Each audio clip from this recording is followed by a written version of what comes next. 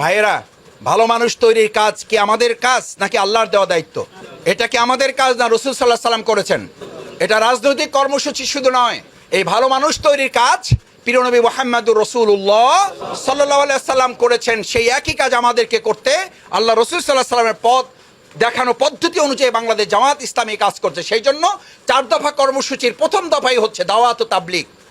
মানুষের কাছে ভালো কথাগুলো, দিন কায়েমের কথাগুলো, ইসলাম বিজয়ের জন্য, নিজের জীবনটাকে পরিবর্তন করার জন্য, সমাজ রাষ্ট্রের পরিবর্তন করতে হলে নিজের পরিবর্তন করতে হবে। আলহামদুলিল্লাহ, বাংলাদেশ জামাত ইসলামী এরকম কিছু পরিবর্তনশীল মানুষ আমরা কি তৈরি করতে পেরেছি না পারি নাই? আলহামদুলিল্লাহ পেরেছি বলেই গোটা এই 18 কোটি মানুষের মধ্যে আমাদেরকে তারা টার্গেট করেছে। আমরাও চ্যালেঞ্জ দিয়েছি, আমাদেরকে যত টার্গেট করবে, যত আটকে দেওয়ার চেষ্টা করবে, তত আমরা ভালো মানুষ তৈরির কাজ আরও বেশি গুণ দুর্দান্ত গতিতে এগিয়ে যাবে, আমাদেরকে তারা